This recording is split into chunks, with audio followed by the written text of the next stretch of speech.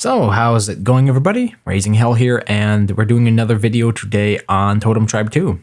So, there have been some developments since the last video that I posted about Totem Tribe 2. I will agree that that previous video was not the most positive. I was actually having some problems in the game where the update agent or update client, whichever you prefer to call it, was creating too many pure connections, and it was bogging down my internet. So what was really interesting about this story is after I went ahead and made that video, I also had tweeted to the Totem Tribe 2 team, and one of the, I'm not sure if it is the head developer, but one of the main developers actually got into contact with me regarding the issue, and they said they would be looking into implementing perhaps a connection limit cap somewhere around 50 connections, which I think is a very reasonable solution to that problem, and one that I felt really should have been implemented in some sort from the very start, because,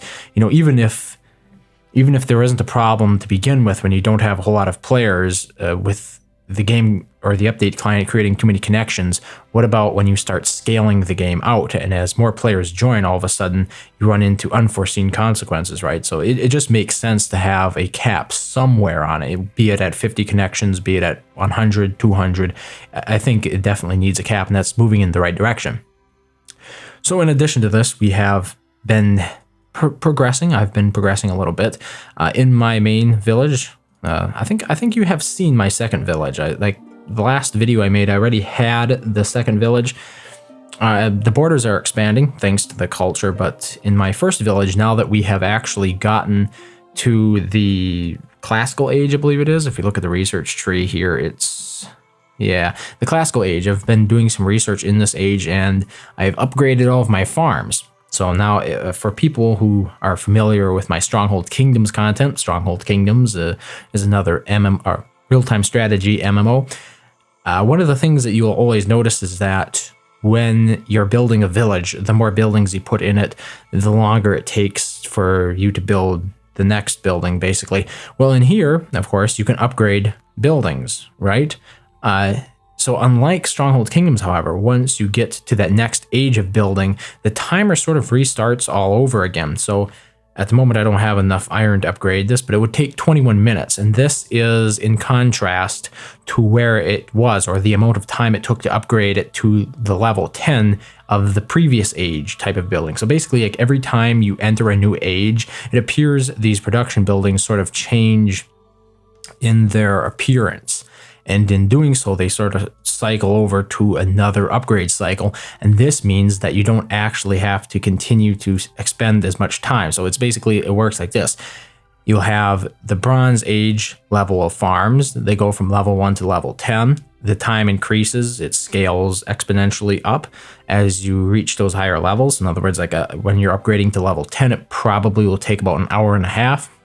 But then when you flip over to the classical era or age, I'm not exactly sure what it's called, the building sort of reset. So once you hit that level 10, the next level is only going to be like 6 minutes for the first time. And then that's basically what's going on here, because if we go over here and then take a look at, say, for example, my forest trees, they're level 8 already. Here are a couple of stone quarries or stone fields are already level 10. I can't upgrade them yet until I get masonry, but see, once I get masonry, I will upgrade them to the next level, and that will basically flip it over to level 1 of a new era type of extraction building. So I thought that was a very interesting approach to, like, one of the big things in a lot of real-time strategy MMOs is dealing with the increase in time for building stuff. When you first start out, it's a relatively short amount of time, and then of course that scales up. So in addition to this, like I said, one of the main developers, if I'm not mistaken, contacted me about the game, and I'm liking a lot of what they had to say. So they are experienced with games such as Ebony and Travian. Both of those I played for about a month. I didn't find them very compelling, and I think the team behind Totem Tribe 2 sort of understands why those games chase people away so quickly, because that's the thing, you know, I only stuck around with Travian for about a month, and the main reason that I quit that game was because after I think it was a week of beginner protection had expired, immediately I had people hounding me, demanding tribute, otherwise they were going to reset my village. I refused tribute because, you know, I'm the type of person that if you walk up to me and just threaten me, I'm like, let's see what you can do first. And they did it. They did it. They erased pretty much everything I had in that village in Travian. Evany wasn't as bad, but once again, the problem with Evany is basically it's like a copy of Travian. It's just, it runs in Flash last time I played it. So I imagine I was just in a lull, maybe, where I didn't actually, like a lull in the action where I wasn't coerced by external forces. But, you know, the point I'm trying to get at here is in the conversation that I had with the developer of Totem Tribe 2, they stated that this was generally perceived as a shortcoming to the game, and they're working on finding ways to make that less the case. In other words, one of the examples that I was given was that new players can only be attacked by players who have also joined within the last 30 days.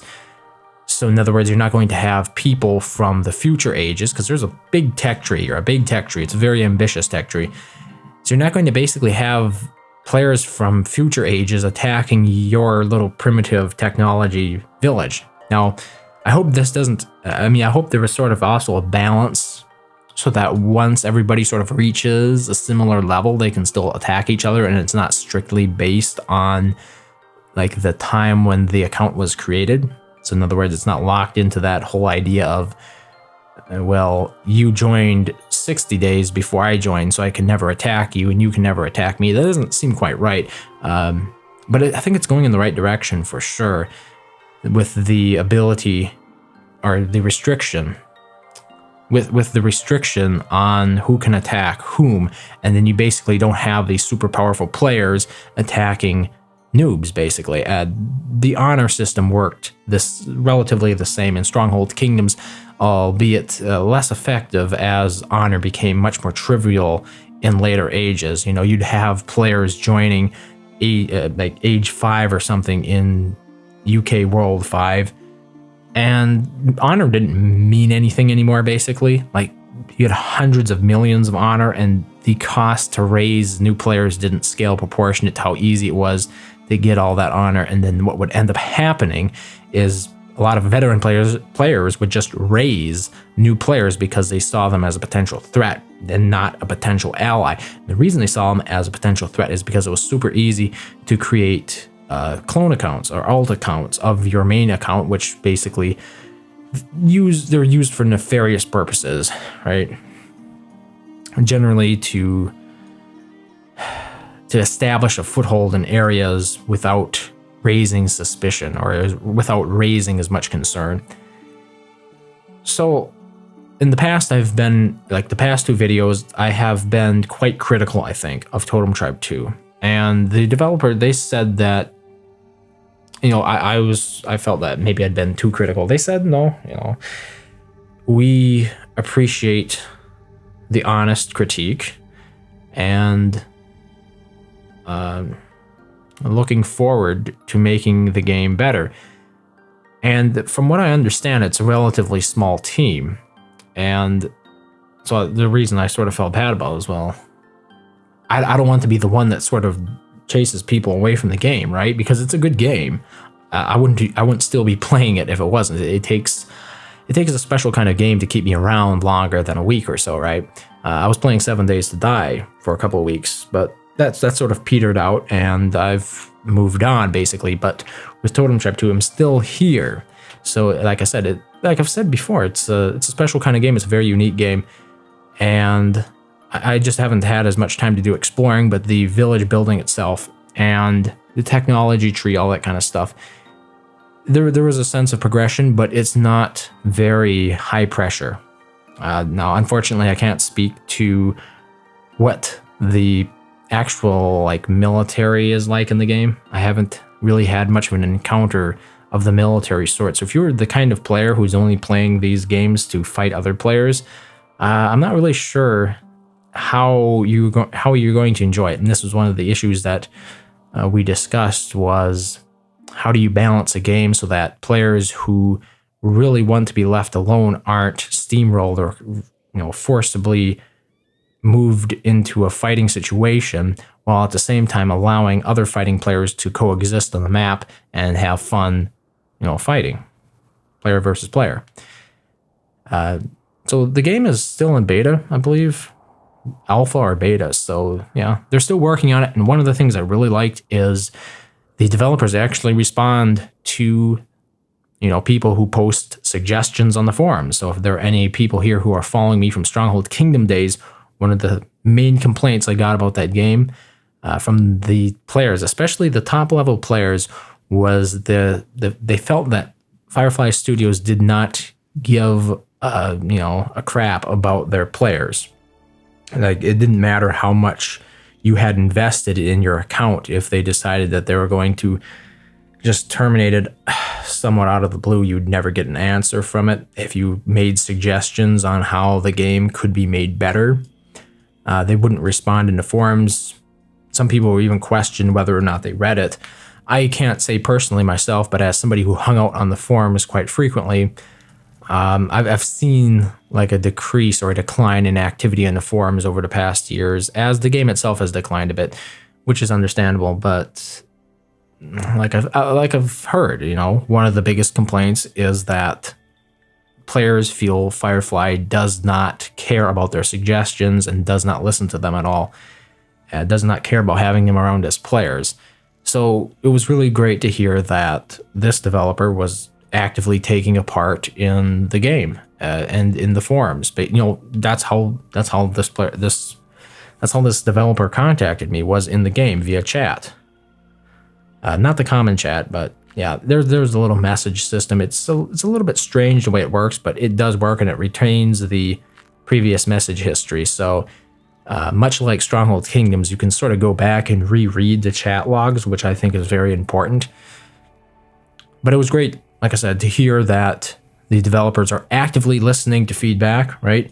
And are active in the forums and participating and talking with the players who actually play the game, and not just, walking around with their heads in the clouds, because that's one of the things that you don't see with Stronghold Kingdoms. You don't see the developers really interacting with the players. And I think it's gotten better to some extent over the years. More recently, like Firefly has actually been sort of leveraging their YouTube channel to sort of connect with their audience, but it's taken so long for these very, I think they're like standardized by now, these PR outreaches that so many companies have been doing for the last 5 years or so already. And I hate to make this about another game, but Firefly has only started to do that. And for those who only found this because of Totem Tribe, why do I bring up Stronghold Kingdoms? It's not because I compare Totem Tribe 2 necessarily to Stronghold Kingdoms. It's because I've been, involved in Stronghold Kingdoms since 2011. So that gives you an idea, like 6 years. The game has had a profound impact on my free time, by and large. So it only makes sense that I come back to it quite frequently in my comparisons, especially with other real-time strategy games. But like I've said before, Totem Tribe 2 is also, it's a puzzler, it's an adventure, it's a RPG, it's real-time strategy. It's a lot of different things in one. It's an interesting combination that I have never really seen before, and it intrigued me. It didn't seem like another Clash of Clans clone. Didn't seem like another Clash of Clans clone. Didn't strike me as another Travian or Evany clone. It was something special. And once again, if you enjoy Stronghold Kingdoms, go ahead and check this game out. You might enjoy it better. It's smaller. I'm pretty sure it's significantly smaller, but who knows? Smaller communities generally tend to have better participation. Like the quality of interaction tends to be higher because it doesn't attract the lowest common denominator. It usually attracts the type of people who are willing to go an extra step and try something different, that's not necessarily popular. They're not people who generally jump on bandwagons. So, you know, being like one of the founders or in on the founding level when something new comes out, being on the cutting edge, you can.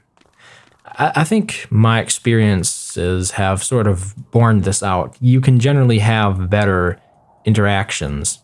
And speaking of interactions, this was something that I bemoaned in my first impressions, and unfortunately, the player who was here is no longer there, and the player who was here is no longer there either. So a couple of people left in this most recent time, but the player that was actually here did respond to me. I wish I could bring it up, but yeah. So I haven't contacted many of these other factions, but they seem fairly friendly, always active in the general chat. And it reminds me of another similar game, but I forget the name of it, where it has more of a social community than a hardcore competitive community at the moment. But I could be mistaken about that. Just the general impression that I got of it so far. But yeah, I think that pretty much covers the updates. Can't really think of anything significant that I've done up until this time. Things have slowed down a bit. I would like to do a little bit more exploring, especially with the map, as much as that I've revealed. Being as I have revealed this much so far, we definitely have some new locations to go ahead and explore. In addition to my second village, which I haven't fully explored yet, there's still a fair amount of cloud cover that needs to be uncovered. So we can find out what's really going on around here. Some unique set pieces, which is rather nice. And maybe next time I'll have a third village. I'm not sure. Villages do take a fair amount of effort to settle. For example, this one, I require 8 more settlers, I think, or a total of 8. Yeah. So it might be a little bit before I get a third town. But I think things are going along quite nicely. And I just wanted to get it out there that the game, I think I might have given it a bit of an unfair shake, or I might have dealt it an unfair hand. But you know, first impressions do matter, and I think it's good that the developers were willing to take my criticism on board, basically, where when I first signed up for the game, I was immediately put off by the fact that they asked for security questions, which are the kind of questions that banks and financial institutions will ask you for, given the fact that sometimes that information could be, you know, correlated. And you can see connections between the two of them. So not everybody's going to have the fortitude or the foresight to actually provide nonsense security questions, and then they might be providing security questions to actual, you know, confidential information that their bank has, for example. So, you know, first impressions are important, and wow, I'm just really stretching this on, aren't I? It's like there's not a whole lot going on here. If you're not interested in like me rambling about stuff, you've probably tuned out a long time ago, because there isn't a whole lot going on here in the map. But I guess what the point that I'm really trying to get at is that I was really excited to see somebody who was sincere about taking on feedback, even when it wasn't the most flattering, right? I think I was a little bit harsh, but that's just me. Harsh but fair. You know, if somebody had to characterize my criticism of things, I would be okay if they said it was harsh but fair. I'm not trying to be unfair, but at the same time, I don't try to sugarcoat issues that I sort of see. And at the same time, I try to point out the things I find to be positive. So yeah, that's Totem Tribe 2 update, a very special update. It went on, it lasted 20 minutes. So if that's not your kind of thing, you probably don't care. But try to change things up here a little bit. We have some short videos, we have some long videos. And most all the videos are about me rambling. So I don't know why you're here if you're not up for that. Yeah. Thanks for watching, and I hope to see you next time.